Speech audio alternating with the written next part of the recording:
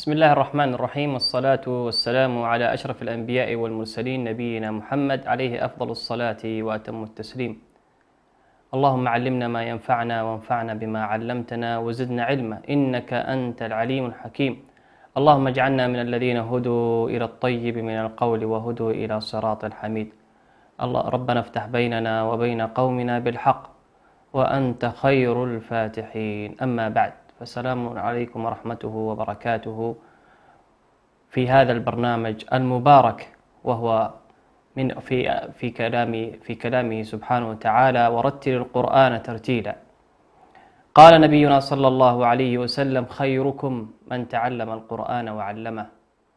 كما نذكركم أعزائي المشاهدين بأننا نستقبل تلاواتكم على الأرقام التي تظهر على الشاشة تباعا طيلة مدة البرنامج، أو على حساب شبكة سلام الفضائية في حسابات التواصل الاجتماعي.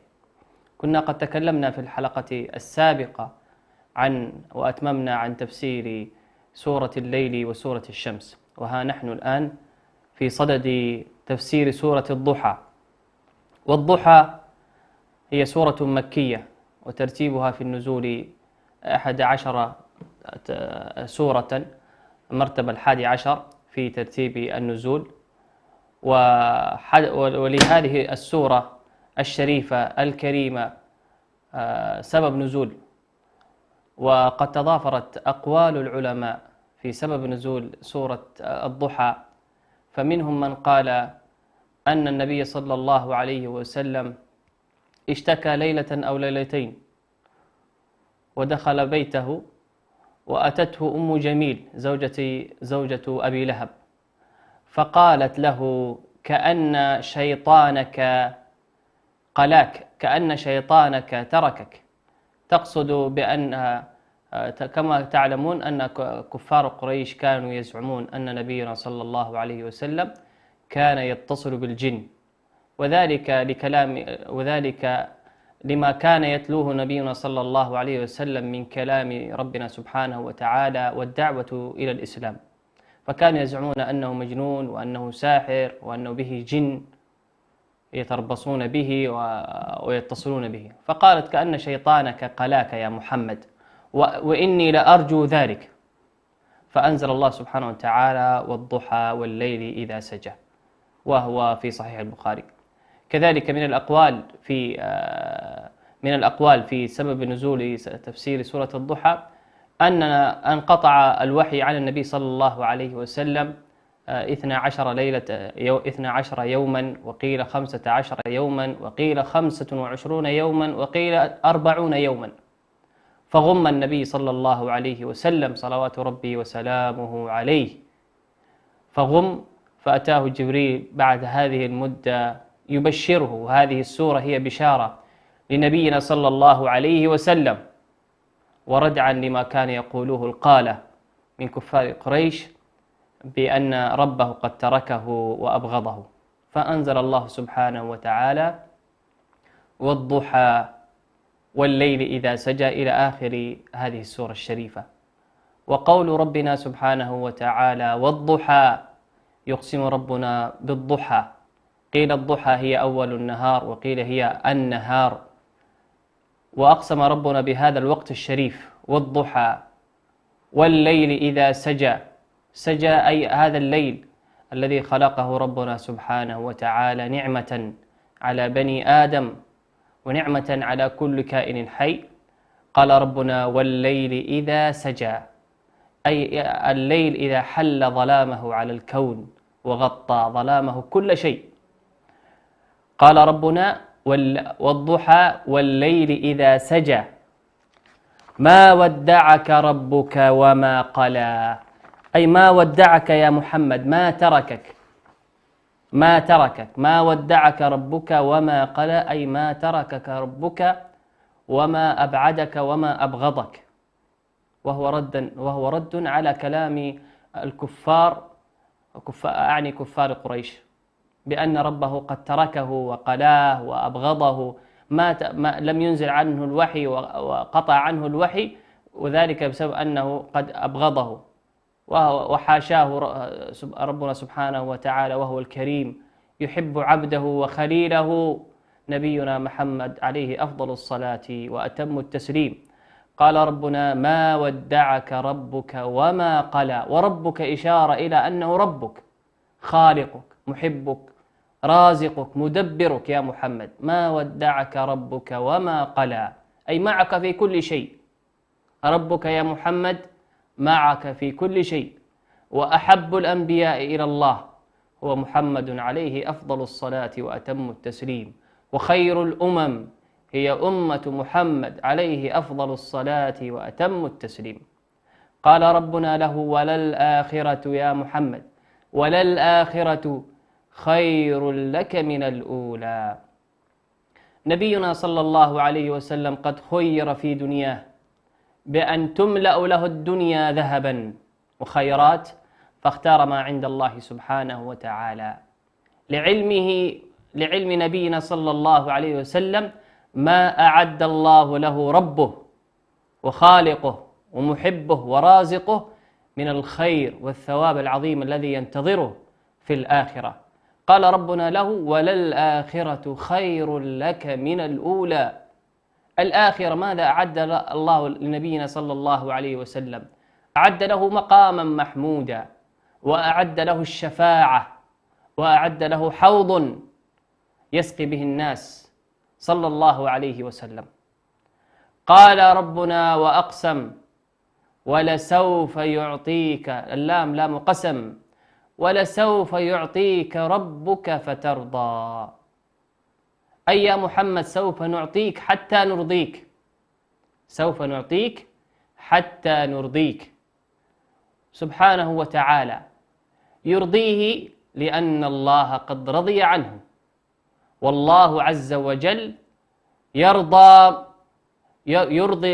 العبد لأنه رضي عنه، يرضيه لأنه رضي عنه. قال ربنا: ولسوف يعطيك. وعطاء ربنا ممنوح يغدو ويروح، غير مقطوع، غير ممنون. هو عطاء ربنا سبحانه وتعالى غدقا سحاء بالليل والنهار، يغدو ويروح.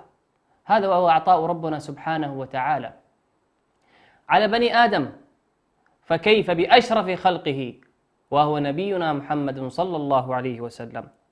قال ربنا: ولسوف يعطيك ربك فترضى. ومنزلة الرضا أعزائي المشاهدين من أعظم المنازل. إن رضيت عن الله عز وجل رضي الله عنك. الرضا التسليم له سبحانه وتعالى، الرضا عن الله عز وجل، الرضا بقضائه وقدره، الرضا بما دبره الله لك، الرضا بما اختاره الله لك، الرضا بما قسم الله لك، الرضا بما رزقك الله به. هو الرضا إن رضيت عنه الله سبحانه وتعالى. ومن الرضا حسن الظن به سبحانه وتعالى. قال ربنا في الحديث القدسي: أنا عند حسن ظن عبدي فليظن عبدي بي ما شاء، إن ظن خيرا فليحمد الله، وإن ظن غير ذلك فلا يلومن إلا نفسه. ظن الخير به سبحانه وتعالى. لن نعدم خيرا من رب يضحك. هذه المقولة التي قالها الأعرابي لما وصف النبي صلى الله عليه وسلم صفة الضحك وأثبتها لربنا سبحانه وتعالى. فما قال ذلك الأعرابي بفطرته السليمة؟ قال: والله لن نعدم خيرا من رب يضحك. سبحانه وتعالى. هذا الأعرابي بفطرته السليمة لم يسمع أحاديث كثيرة إلا هذا المقطع من كلامه صلى الله عليه وسلم، ثم أردف هذا الأعرابي كلمة تدوي بها القلوب: لن نعدم خيرا من رب يضحك. إي والله لن نعدم خيرا من رب يضحك سبحانه وتعالى. حي قيوم، حي قيوم يدبر لنا كل شيء بالليل والنهار سبحانه وتعالى. والرضا أعزائي المشاهدين وأعظم الرضا عندما يكون في المصائب.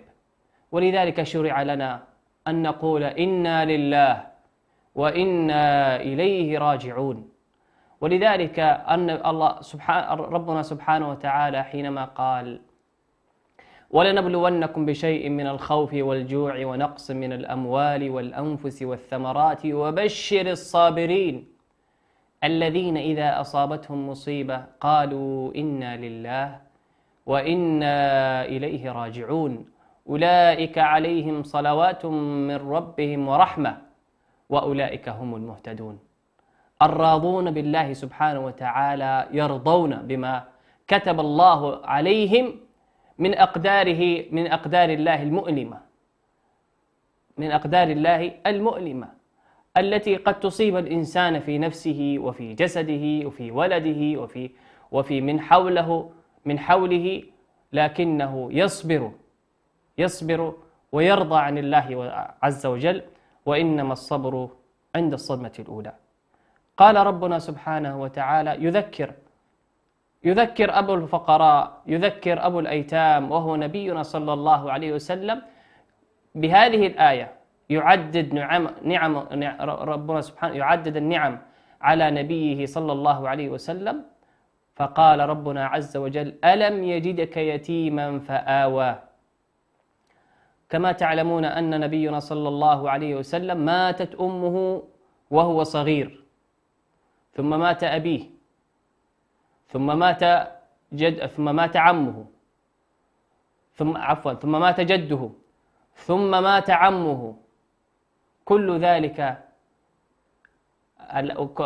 هذه الأحزان توالت على قلب نبينا صلى الله عليه وسلم، وختمت بوفاة خديجة رضي الله تعالى عنها. قال ربنا: ألم يجدك يتيما فآوى. آواه الله، يعني آواه ربنا سبحانه وتعالى، وسخر له من عباده ليحفظ هذا النبي في صغره، فكفله عمه أبو طالب كما ورد في السيرة النبوية الصحيحة. كفله عمه أبو طالب، ثم كفله جده عبد المطلب، ثم مات جده كفله عمه أبو طالب. ونبينا صلى الله عليه وسلم ترعرع في بادية بني سعد.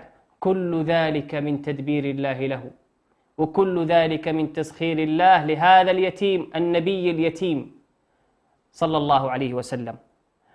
قال ربنا: ووجدك ضالا فهدى. لم يكن النبي صلى الله عليه وسلم يعلم عن الدين الإسلامي شيء، إلا أنه كان يعبد الله عز وجل على أي حال،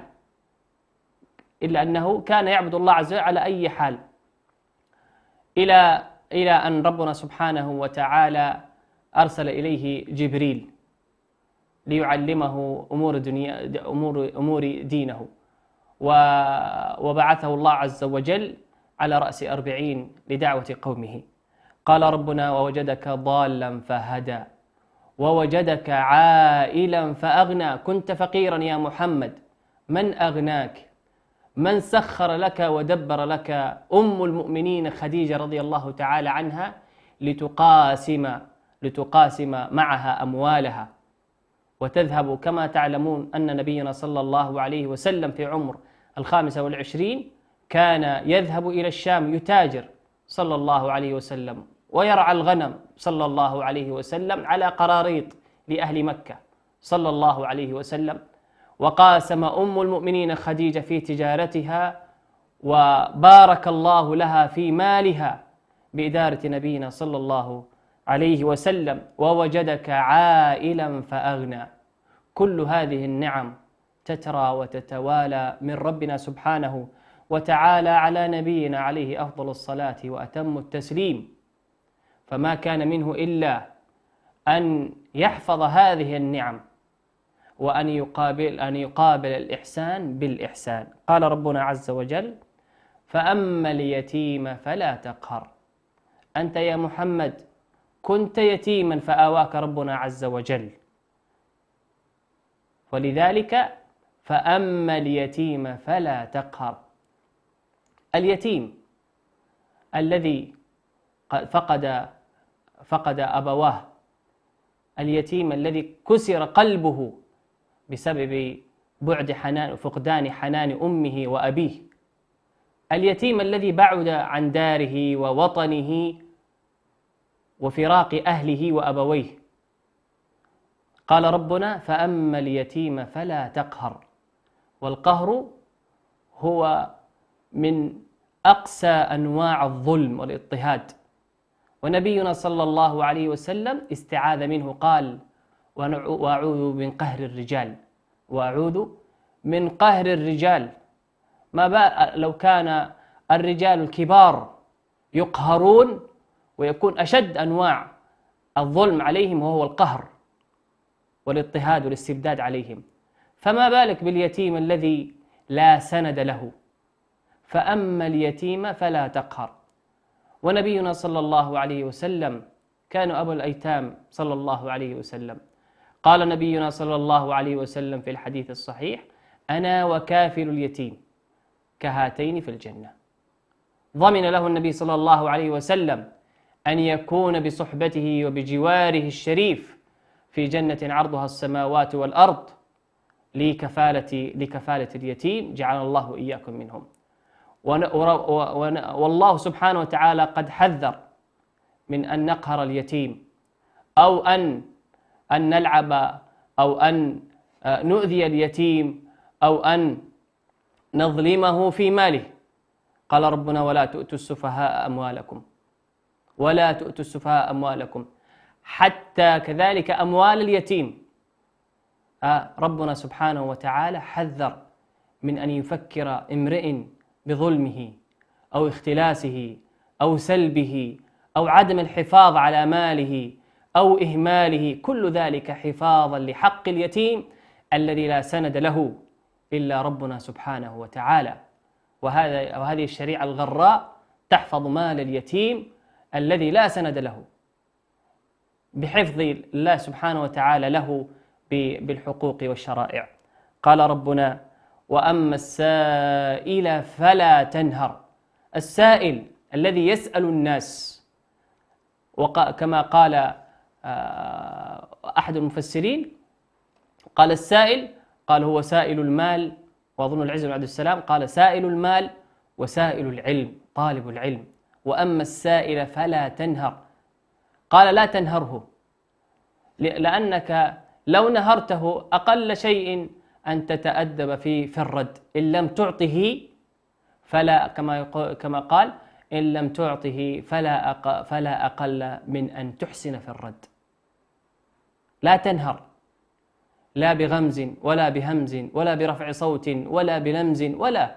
وأما السائل فلا تنهر، لا تنهر أي سائل، سائل مال وطالب علم. قال ربنا سبحانه وتعالى بعد ذلك كله من الامتنان على نبينا عليه أفضل الصلاة والسلام: وأما بنعمة ربك فحدث. وأما بنعمة ربك فحدث. كل ذلك النعم التي أنعم الله عليها. وسنتكلم في هذه الآية عن نعمة أو عن منزلة، وهي منزلة الامتنان. الامتنان، الله عز وجل امتن علينا بنعم كثيرة، وأعظم النعم هي نعمة الإسلام ونعمة الهداية والإيمان، ونعمه لا تعد ولا تحصى. أعظم النعم أن تمتن إلى الله سبحانه وتعالى، ونبينا صلى الله عليه وسلم هو أسوتنا في ذلك. قام نبينا صلى الله عليه وسلم ليلة حتى تفطرت قدماه كما في الصحيح، فقال له الصحابي: يا رسول الله، أتقوم وقد تورمت قدماك؟ فما كان منه صلى الله عليه وسلم قال كلمة هي غاية الامتنان لربه سبحانه وتعالى، هي غاية الشكر لربنا سبحانه وتعالى، هي غاية الإحسان ورد الإحسان إلى ربنا سبحانه وتعالى. قال: أفلا أكون عبدا شكورا؟ قال: أفلا أكون عبدا شكورا؟ ألا أشكر الله عز وجل؟ ألا يستحق ربنا الشكر له سبحانه وتعالى؟ ألا يستحق ربنا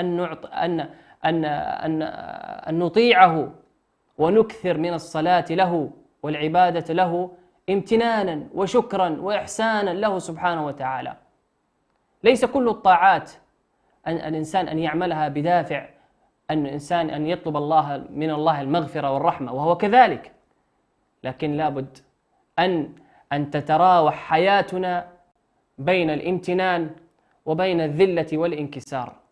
ولذلك حياة المؤمن بين المحبة والخوف والرجاء، يرجو ما عند الله ويخاف من عقاب الله ويحب الله سبحانه وتعالى، لأن الله سبحانه وتعالى يحب الملحين في الدعاء، لأن الله عز وجل يحب الدعاء، لأن الله يحب الشاكرين، وقليل من عبادي الشكور.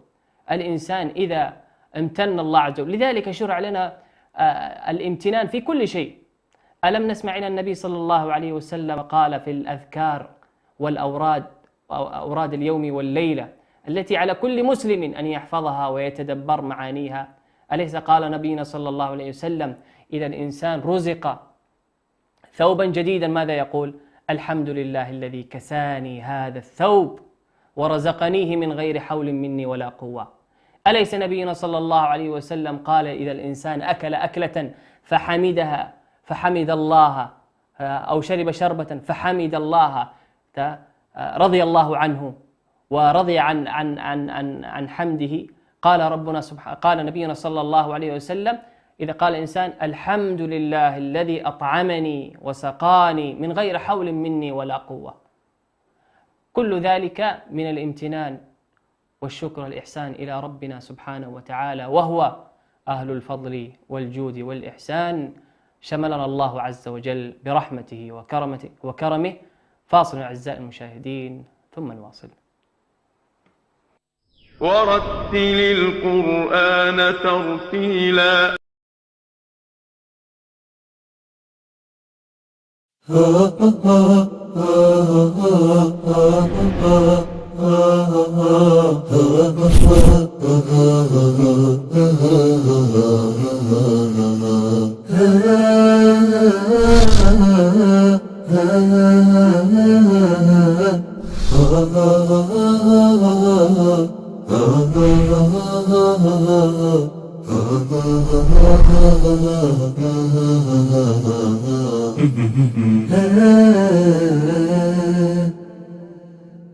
لقة إذا وقعت على أسماعنا كانت لنا بردا على الأكباد، ستظل رابطة تؤلف بيننا، فهي الرجاء لناطق بالضاد. إن اللسان العربي شعار الإسلام وأهله، واللغات هي شعائر الأمم التي يتميزون بها. ترقبوني في برنامج في شرف العربية على قناة سلام الفضائية.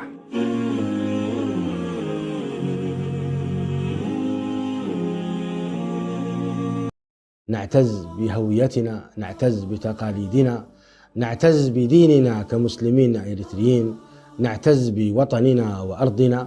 تأتي إحداهن من السفر، إذا لم تبكي في عندها تعتبر مصيبة من المصائب، لذلك تبكي وتهيج النساء ويبكين. حتى لو كان الجواز في جيوبهم، هو في جيبهم ولكن ليس في قلبهم. إذا ثبت أنه والله يؤذي عباد الله، وبل ربما يصل بسحره إلى أن يقتل، هذا ما في خلاف أن إذا سحره الذي فعله قتل إنسان فإنه يقتل. لكنه لو قال أنه هذا للذكور من أبنائي من ذريتي دون الإناث مثلا، هذا قال العلماء هذا وقف جائر ولا يجوز ويحرم هذا الوقف. الشعب الإريتري الآن كثير من الشباب يهرب من بلده. أين الاعتزاز بالوطنية الإريترية؟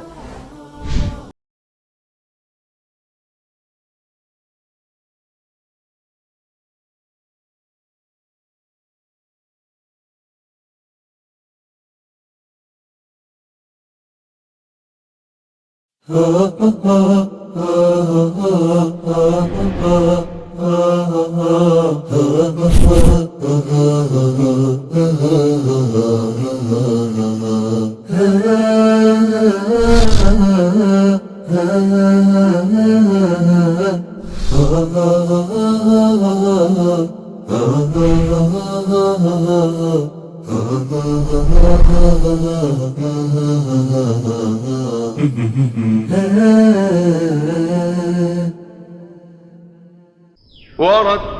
القرآن ترتيلا.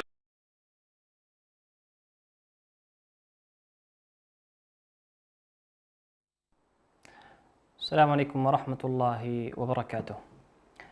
كنا قد تكلمنا في الحديث عن أحكام التجويد في الحلقات السابقة، وأتممنا حكم وأحكام الاستعاذة والبسملة، وها نحن في هذه الحلقة سنعيد ونراجع جميع الأحكام التي تم أخذها في الحلقات السابقة الماضية.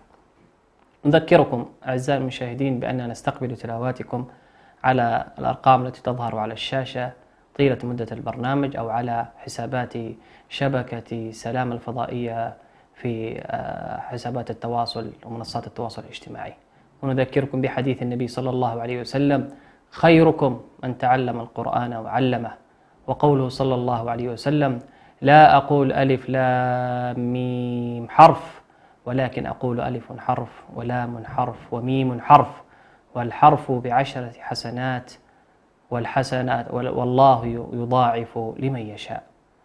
كنا قد تكلمنا عن أحكام النون الساكنة والتنوين، وقلنا عن أحكام النون الساكنة والتنوين بأنها 4 أحكام.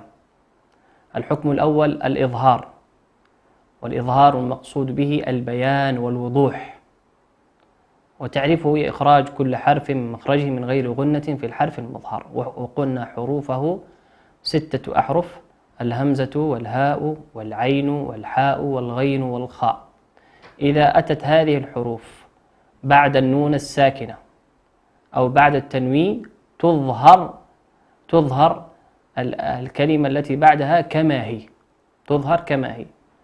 وقلنا الحكم الثاني وهو حكم الإدغام، وقلنا الإدغام هو إدخال شيء في شيء، وتعريفه هو التقاء حرف ساكن بحرف متحرك بحيث يصيران حرفا واحدا مشددا. والإدغام له قسمان: القسم الأول إدغام بغنة، أي يغن بمقدار حركتين، وحروفه 4 مجموعة في كلمة ينمو: الياء والنون والميم والواو. هي هذه الحروف حروف الإدغام بغنة، 4 أحرف: الياء والنون والميم والواو. والقسم الآخر وهو الإدغام بغير غنة، وقلنا الإدغام بغير غنة يشمل حرفين هما اللام والراء. إذا أتى اللام والراء بعد النون الساكنة أو التنوين يدغم لكنه من غير غنة. وأما إذا أتى حرف الياء والنون والميم والواو بعد النون الساكنة والتنوين يدغم بمقدار حركتين. الحكم الثالث قلنا الإقلاب، وقلنا الإقلاب هو تحويل الشيء عن وضعه الطبيعي، أي قلب النون الساكن أو التنوين ميما عند الباء.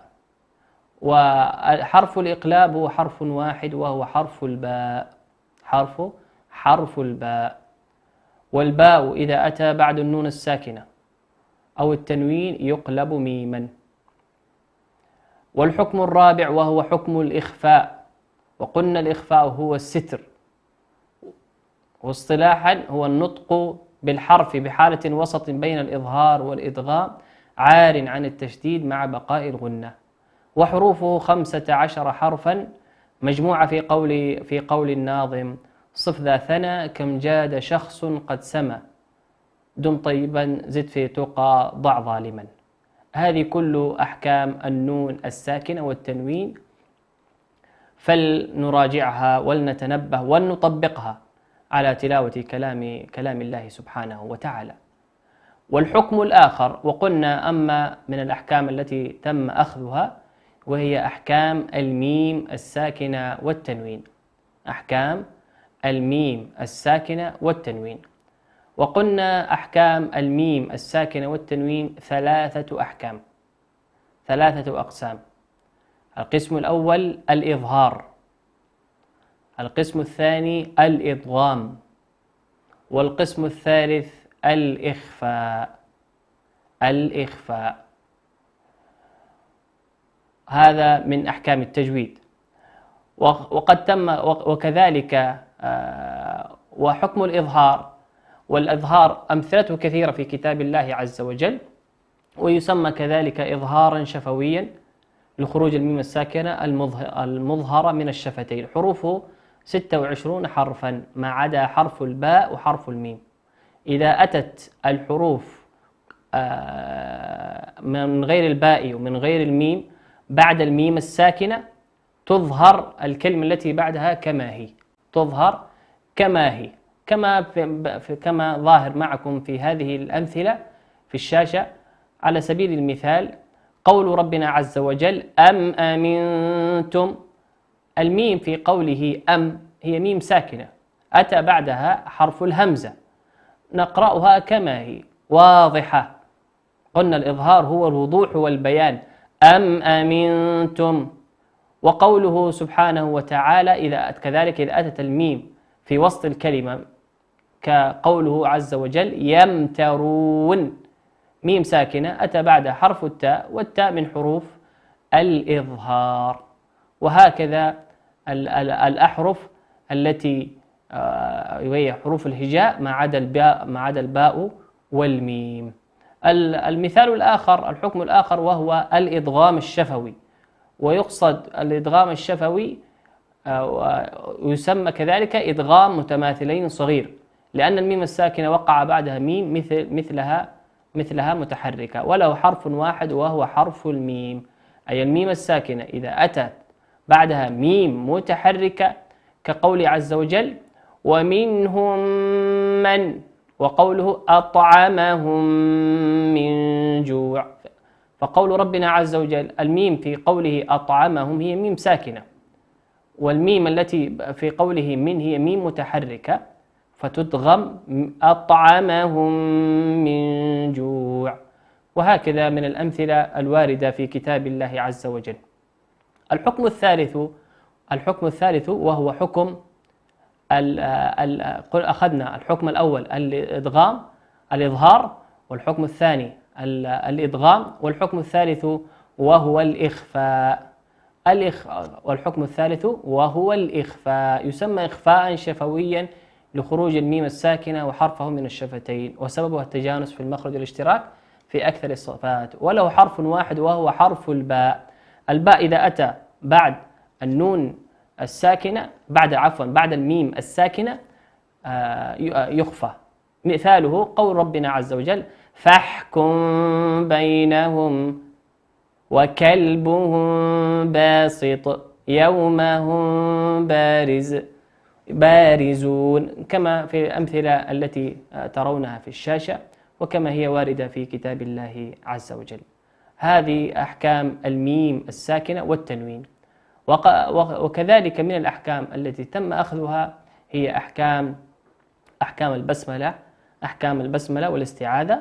وأخذنا في أحكام البسملة والاستعاذة كيف نقرأ الاستعاذة والبسملة في بداية السورة، وكذلك كيف نقرأ بالبسملة والاستعاذة في وسط السورة، وكيف نقرأ البسملة والاستعاذة بين السورتين، وكذلك كيف نقرأ الاستعاذة في حالة خاصة وهي سورة التوبة.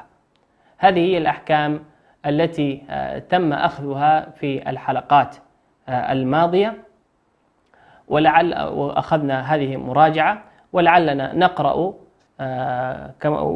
وردنا كما هو مقرر في سورة المعارج في جزء تبارك، وكذلك نستمع إلى تلاواتكم ومشاركاتكم. ونشرع في تلاوة سورة المعارج. أعوذ بالله من الشيطان الرجيم. بسم الله الرحمن الرحيم. سأل سائل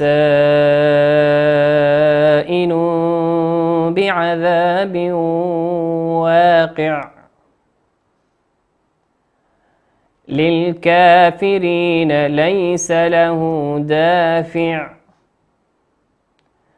من الله ذي المعارج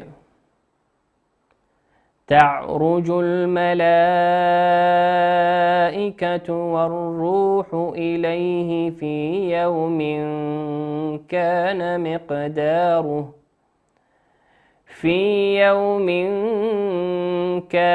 مقداره 50,000 سنة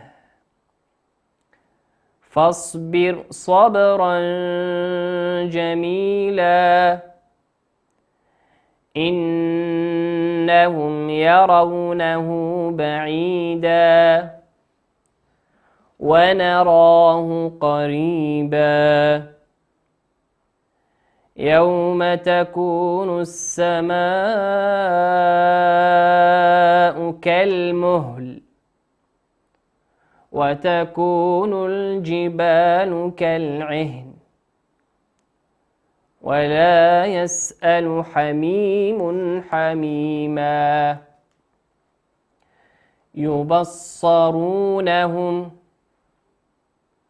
يود المجرم لو يفتدي من عذاب يومئذ ببنيه وصاحبته وأخيه وفصيلته التي تؤويه ومن في الأرض جميعا ثم ينجيه كلا إنها لظى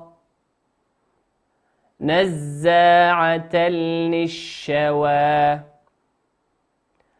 تدعو من أدبر وتولى وجمع فأوعى إن الإنسان خلق هلوعا إذا مسه الشر جزوعا وإذا مسه الخير منوعا. لعلنا نستمع إلى بعض مشاركاتكم التي أرسلتموها.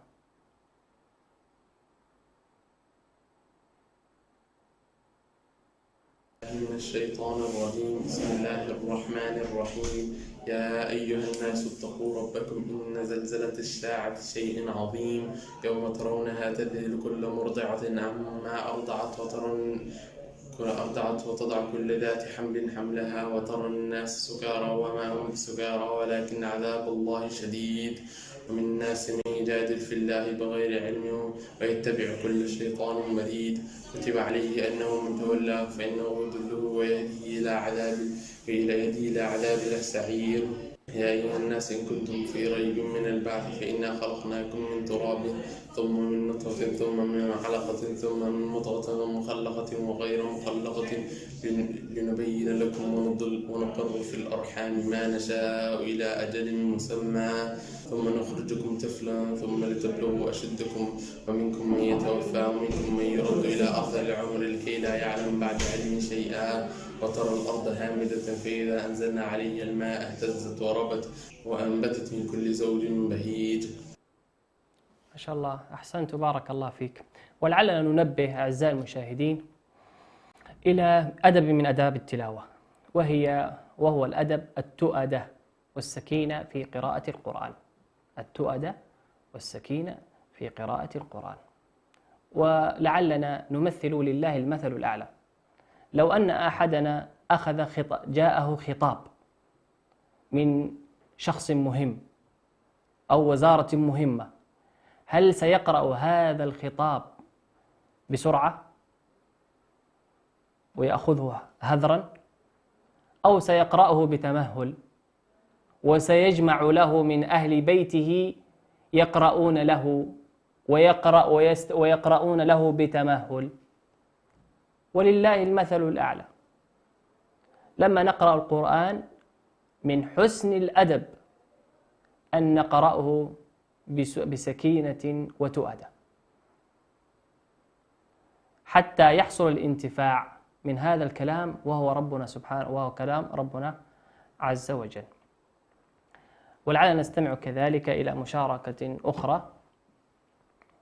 ترى أن الله يعلم ما في السماوات وما في الأرض، ما يكون من نجوى ثلاثة إلا هو رابعهم ولا خمسة إلا هو سادسهم ولا أدنى من ذلك ولا أكثر إلا هو معهم إنما كانوا ثم ينبئهم بما عملوا يوم القيامة إن الله بكل شيء عليم. ألم تر إلى الذين نهوا عن النجوى ثم يعودون لما نهوا عنه يتناجون بالإثم والعدوان ومعصية الرسول وإذا جاءوك حيوك بما لم يحييك به الله يقولون في أنفسهم لولا يعذبنا الله بما نقول حسبهم جهنم يصلونها فبئس المصير. أحسنت، بارك الله فيك. ولعلنا كذلك ننبه في هذه التلاوة الكريمة المباركة من الطالب إلى من أراد أن يقرأ القرآن فعليه أولا أن يتعلم حروف الهجاء العربية، ونعني بذلك ويوجد كذلك متنا في تعلم وقراءة القرآن الكريم، وهو متن القاعدة النورانية أو القاعدة البغدادية. متن القاعدة النورانية أو القاعدة البغدادية الآ إي أو با بي بو تا تي تو. هذا المتن قد أعده فضلاء ومن لهم خبرة في تعليم كتاب الله عز وجل مدة وردحا من الزمن، وله تجارب كثيرة جدا. ويحسن سواء الكبير أو الصغير من أراد أن يقرأ القرآن بل يبدأ بهذا المتن، والمتن موجود في اليوتيوب وله أشرطة. يحسن الإنسان أن يدرب سمعه وأن يدرب لسانه في كيف يقرأ كلام ربنا عز وجل، مثل يعني قول الطالب المشارك بما لم يحييك به الله. ولعل في هذا المتن يعني غنية كثيرة في تعلم التشكيل والحروف وترابطها في كلام ربنا عز وجل. ولنستمع كذلك إلى مشاركة أخرى. أعوذ بالله من الشيطان الرجيم. بسم الله الرحمن الرحيم. يا أيها المدثر قم فأنذر وربك فكبر وثيابك فطهر والرجز فاهجر ولا تمنن تستكثر ولربك فاصبر فإذا نقر في الناقور فذلك يومئذ يوم عسير على الكافرين غير يسير ذرني ومن خلقت وحيدا وجعلت له مالا ممدودا وبنين شهودا ومهدت له تمهيدا ثم يطمع أن أزيد كلا إنه كان لآياتنا عنيدا سأرهقه صعودا إنه فكر وقدر فقتل كيف قدر ثم قتل كيف قدر ثم نظر ثم عبس وبصر ثم أدبر واستكبر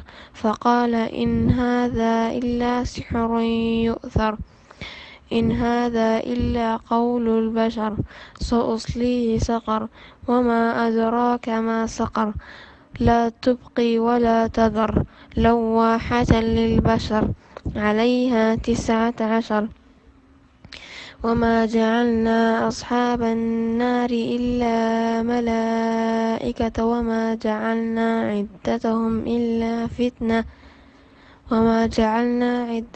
إلا فتنة للذين كفروا ليستيقن الذين أوتوا الكتاب ويزداد الذين آمنوا إيمانا ولا يرتاب الذين أوتوا الكتاب والمؤمنون وليقول الذين في قلوبهم مرض والكافرون ماذا أراد الله بهذا مثلا كذلك يضل الله من يشاء ويهدي من يشاء وما يعلم جنود ربك إلا هو وما هي إلا ذكرى للبشر كلا والقمر والليل إذ أدبر والصبح إذا أسفر إنها لإحدى الكبر نذيرا للبشر لمن شاء منكم أن يتقدم أو يتأخر كل نفس بما كسبت رهينة إلا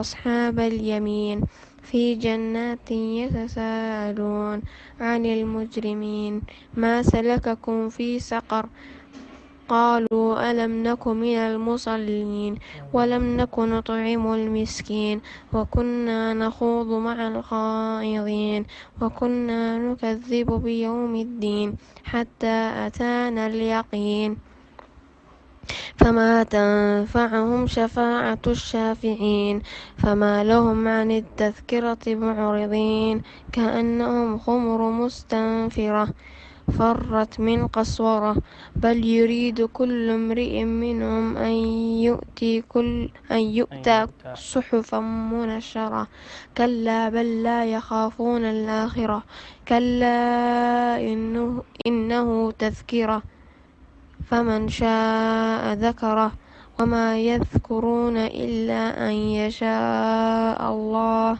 هو أهل التقوى وأهل المغفرة.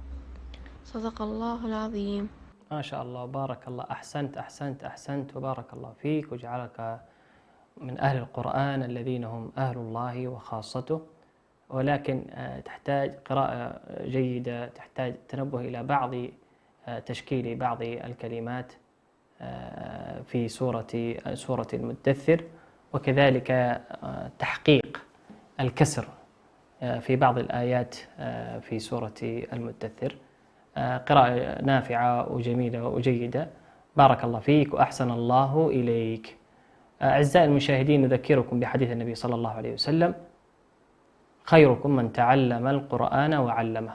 كذلك نذكركم بحديث النبي صلى الله عليه وسلم: الماهر بالقرآن مع السفر الكرام البررة، والذي يقرأ القرآن وهو عليه شاق أو وهو يتعتع عليه فله أجران. حديث النبي صلى الله عليه وسلم: لا أقول ألف لام ميم حرف، ولكن أقول ألف حرف ولام حرف وميم حرف. جعلنا الله وإياكم أعزائي المشاهدين من أهل القرآن الذين هم أهل الله وخاصته. إلى لقاء آخر، أدعكم في حفظ الله ورعايته، والسلام عليكم ورحمة الله وبركاته. ورتل القرآن ترتيلا.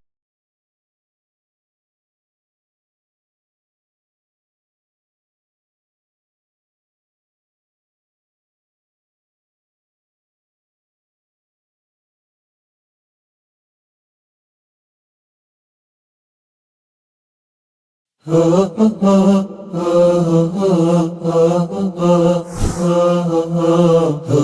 ha